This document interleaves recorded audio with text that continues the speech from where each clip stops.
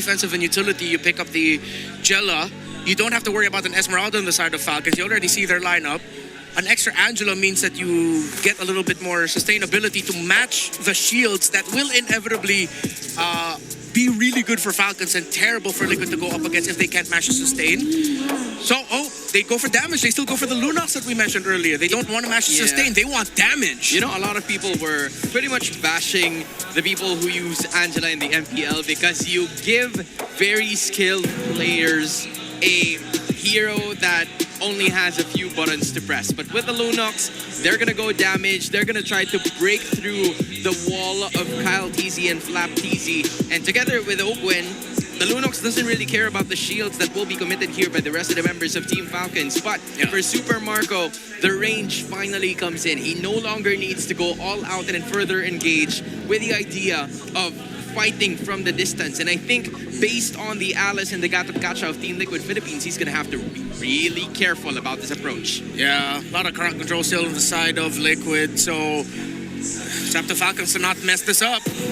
Idea is for Team Falcons to equalize, but TLPH wants to take it. Here are the casters for y'all.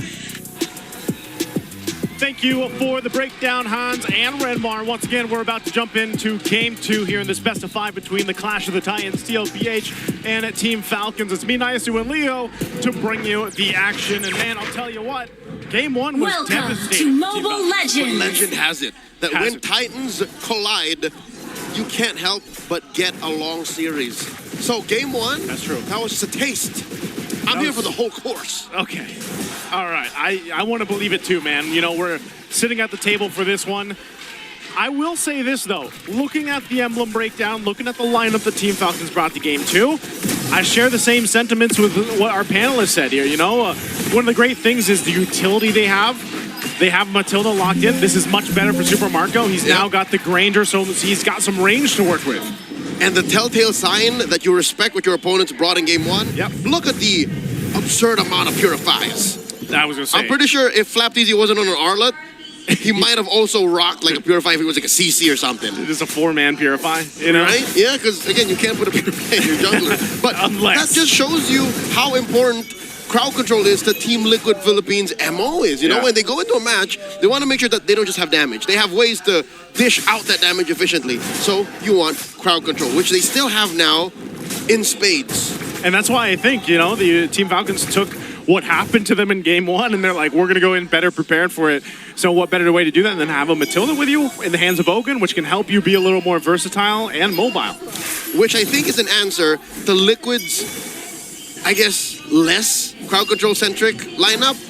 Upon further evaluation, it's more damage now. Magic damage. Even Renmar, I saw drool a little bit, was like, ooh, still the Lunox? Really? Yeah.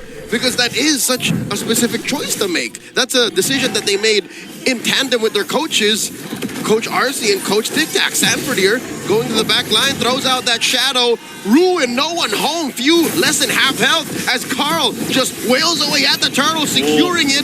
JP still alive. Revitalize AOG on out. The brilliance in final slash by the Filipino cannon. Sanji falls. So does JP. Falcons clap back. Oh, they clap back. They do give up that turtle, win in the hands of Carl TZ, but good pickups here. Grabbing a couple of kills to put him on the board for Team Falcons. A much better start.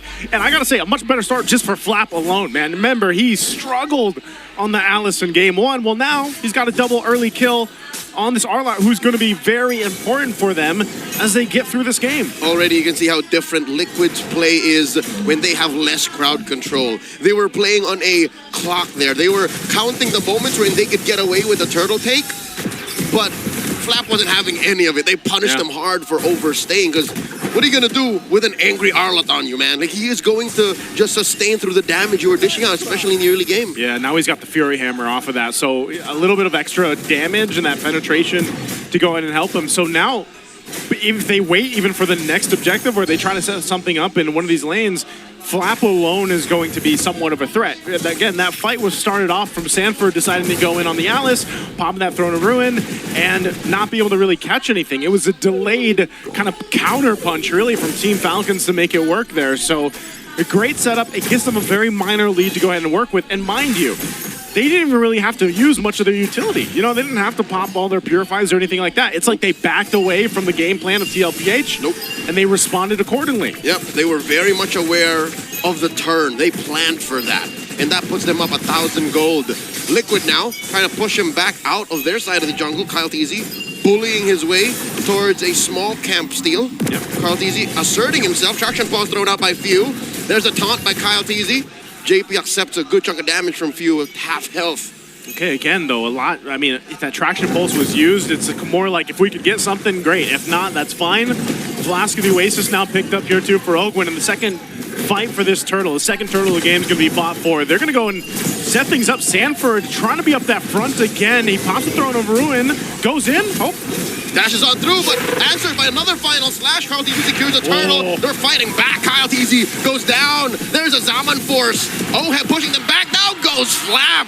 And just like that, Liquid are in the driver's seat. 2 free kills plus a major objective. They just dissipated that little minor lead, about 1K that Team Falcons had. They got themselves the second turtle. So TLPH will find an answer, and they're going to be looking to take a little bit more if they can here. So Carl TZ won't be able to grab that buff, but that was a big swing in favor of TLPH from letting things back into the balance, you know, from letting it not slip out for Team Falcons. And what's dangerous, Joseph, is the fact that they changed nothing about their approach. It was the same. Literally the same thing. Oh, we're going to blitz down the turtle and then clap back when we can. Yeah. I think they were just checking ranging in the first engagement. And now they know better what Falcons is capable of. They know what Flap TZ is willing to do and are able to sidestep. Exactly. That's it. A missed final slash. Missed final slash. And you know how many times that TLPH, they're always like that, man. They might, you know, kind of get caught in the early game, but when something like that happens, like a big team fight like that happens, they're able to go ahead and adjust very quickly. They catch Sanji. Kenny Brilliance out just in the nick of time. Gets it. Doesn't spend the flicker. Close call for the chef. Great for him to keep on to the flicker, too. I was almost half expecting him to use it, but knowing the limitations here, once again, TLPH will go ahead and just set things up 30 seconds away from this turtle. You can already see, too, once the items were coming into place, they've already got those first items being locked in. Oheb, too, could be a problem here if they just let him have his day here. All right. By dropping the Zaman Force, he does chunk that turret down to half health. TLPH, amazing map control with the small window of opportunity they got to snap themselves into 1,000 gold lead approaching. Yep. This is a good look for them going into Turtle 3. It's funny, man. It's literally what we saw for after Turtle 1 for Team Falcons. Now it's the case for TLPH. So we'll see if Team Falcons has an adjustment themselves.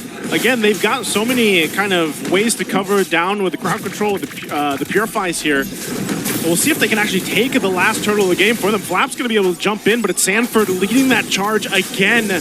What can they do here? Traction pulse thrown out too. They're going to go. G coming in. Daddy JP, all eyes on him. Zaman Force thrown out as well. 3 go just as quickly. Few is up next. Didn't even get the purifiers. Marco falls.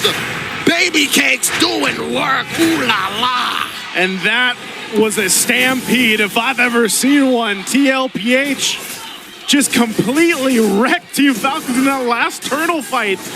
It looked like nothing was going well for them, even though they burned the purifies and everything else. Few didn't get the time to do it, but man, it just seemed like they didn't stand a chance in that team fight. It's a swing and a miss. You mid-block a low sweep by purifying into a lineup that has so much damage and just the right amount of CC to get it in.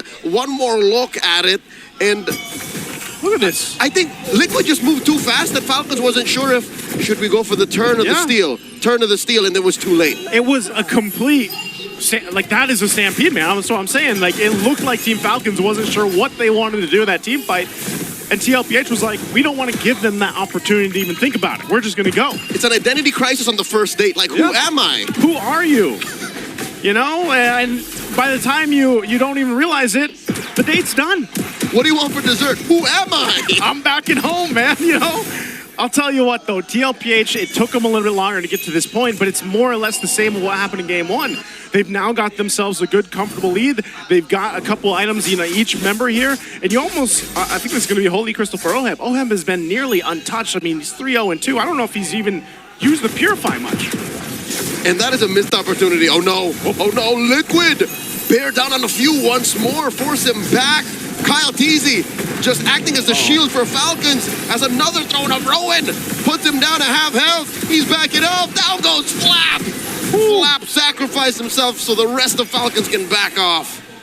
Again, how many times can you do this? You know, how many times can you take the punishment if you're Flap Teasy here? He had such a good start in this game, too. The double kill off in the early game, but now he's, you know, and you can't blame him. That's kind of his job. He's got to force himself into these situations where he's trying to get a final slash off to give them an advantage. You know what the hard truth is? Even if this went extremely well for Flap, he's not the one Falcons want to succeed. They want to put money on View. They want to put money on Marco. And that's not even happening. It's crazy how different even this Alice is working for TLPH in the previous game, man. And it's Sanford's not doing anything fancy. He's just pretty much like he hasn't died, that's one thing, but he's utilizing that flicker and that Throne of Ruin combo really, really well. That's zoning out Team Falcons. And, you know, trying to put the money on the right heroes here, on the right members, is that much more difficult when you got Sanford up in the front of it all. But looking at how Falcons is reacting to it, they have 3 Purifies. Yeah. So what 40 is doing is essentially canceling and negating these Purifies. Which Like giving a Purify. Yeah, like baiting a Purify, exactly. Yeah. So, again, he just becomes a sexier Uranus. He's just literally standing around them, waltzing around, forcing a response so the rest of Liquid can dish out the damage. Yeah, I definitely choose Alice any day over the Uranus, you know? That's going to be the case for, I think, a lot of the teams here throughout the playoffs. It was already the case for the end of the regular season, and now we're seeing in the hands of TLPH. Oh, they're just limit testing here for Carl TZ. Again, wanting to get these shields, the Lord is going to go ahead and walk up on the top side. We'll get this Holy Shield down up top. TLPH finding themselves again with a massive lead now at this point, almost 10,000, nearing that 9,000 mark. Tier 2 turrets will fall, and these shields being held onto for Team Falcons. So they're going to have to figure something out quick here, Leo. They held on to that mid lane inhibitor. The shield there is going to stand for 1 more minute. That's wise for Falcons. I think they did the right thing. Because imagine if you even lost that resource. Yeah. Imagine just by not touching that siege minion, you would have flubbed and got a free wave clear. Falcons are still in this. I think Falcons are still locked in. I'm thinking of ways that they could clap back. At least number 1, Marco isn't exactly starving. There is some resources coming into this Granger. Flap Easy, we talked about this so many times. You can miss 99% of your final slashes, but if inside your base you can wipe them out with that last one. It's that one. It's that one. Yeah, that one can change the course of the game. So Cope is alive. The Cope is alive, but I think in order for it to actually become a threat, they're going to have to get that, you know, the gold and the items over here on Super Marco especially, because yeah, crowd control wise, you got that covered for Team Falcons. You got a lot of utility. You got to be able to go ahead and capitalize on that. And who is going to be doing that? Super Marco. And he's just not there yet. He was about 2,000 gold behind Oheb. So I think if you're looking at Team Falcons on how they can go ahead and maintain themselves into this game, it's really buying enough time to get Super Marco to the point where he needs to be. We've seen him do it before, man. Yep. So you can't count them out completely, even though this is a massive lead right now for TLPH, and they're taking just about everything they want. It's not impossible. Team Falcons and Team Liquid PH right now, because of this 10,000, 11,000 gold lead, are playing their own little sadistic version of Pac-Man. One of them is dodging, while the other is just moving around, trying to get resources and score up and close that gap. Liquid are doing this very, very disgustingly. Despite the Matilda on the other side, Liquid are so mobile. Again, you have that Gleam, you have a Lancelot that can dash on through, you have an AOG, you have a Gatot Kacha that can go, from point to point, little corners of the map. Yeah, and he's, like, look at him, JP will just post up, and he can get out that way, too. So, Lord's already secured, they might force a fight. Throne of Ruin, 540, and they're engaging. They do get that engagement underneath that orange Salmon Force. Not a good look for Liquid to overextend. Falcons back off. They do. They're going to go ahead and disengage from that, but that was all to get this Lord. Good thing, I will say this, Team Falcons held on to the Purifies. Yeah, a flicker was burned in that exchange. Flaps doesn't have that, but they've got the Purifies ready. They have a little bit of time to go ahead and prep up for this Lord push up top. And Team Falcons, if you really look at this lineup, oh no, are they going to try to make a play? Okay, they did Ogun did punch forward with that circling eagle, but they've got enough time to reset here and get ready for this base defense. Interesting pivot. Yeah. Suddenly turning over to Sanji when he was expecting to turn on Carl Teasy. Yeah. But I guess they were just buying time because look, Falcons are forced to Ube to even respond to anything Liquid is throwing their way. They do eventually get to this Lord. JP with the AOG fighting underneath this tier 3. Not a good look. JP falls. Oh, they're going to be able to go. Now Sanji in trouble. Takes a shot himself, but Carl, they just want that turret. That's all they're going to be able to get. 2 for 1. Inhibitor falls in mid. Now Kyle underneath Carl's blade. Gets taken down to about half health as they dodge out through the taunt. Catches Carl. The Phantom Execution out. Oh, that gave him enough space. Oheb was there to back him up with his Amen Force, but it looks like that's all they'll get.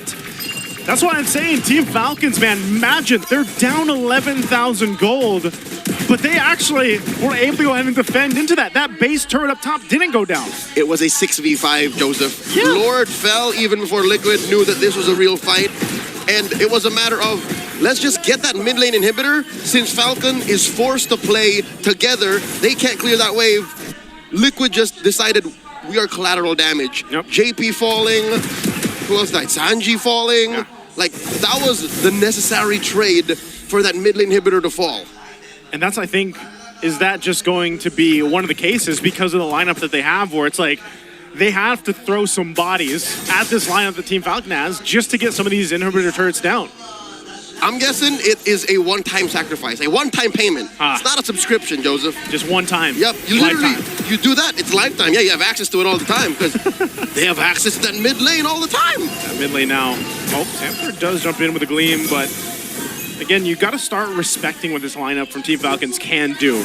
I think even in a sense, you already saw the preview of damage that they're able to pump out if TLPH somehow overextends. Looking at the items though too, Super Marco, he's still, 1,000 plus gold behind Oheb, but you look at the items he's got, he's in a fighting position now on the Granger. He is, but it's not optimal. He has what, 2 stacks on that Sky Piercer? Yeah, not much. All the while Oheb is up, yes, 1,000 and change, but he hasn't even built his full arsenal yet. So that means he's going for the most expensive version of a gold lane mage. Yeah, he might as well. He's got a power spike incoming still. He's still got it. No. Oh, they dropped the Salmon Force underneath Kyle T. Traction Pulse thrown out. AOG from Daddy JP. And an appraiser trap. Not enough to keep Kyle alive. Look at the back line. Sanji finds few. And that'll be 2 for free. Liquid chasing down Daddy Ogwin. Who's your daddy? So far, JP is lording over all of Falcons as Sanji bites it. 2 for 1, the trade. That was an interesting trade, too. I know Sanji went down. He was there to zone out Super Marco into the base. This might give an angle for TLPH to get another turret. I'm not sure if they can end it, though. They might push for it. Uh-oh. Carl Teasy underneath. Flap Teasy doing his darndest to clear the wave. Divert attention away from TLPH. Ending the game. Oheb finds Super Marco. Salmon Force underneath the base. Flap Teasy up next. And there's just the base left. Waves are crashing in as Liquid smell match point just mere inches away. The base gets cracked. The Cavalry march forth 2-0. Another strong game for TLPH. Can't wait to hear what the panel has to say about this one. Let's go ahead and throw it over to them to break down game number 2. All you gotta know, boys, is that the Cavalry means business. And when I say business, it's tough, serious business. They're richer than me,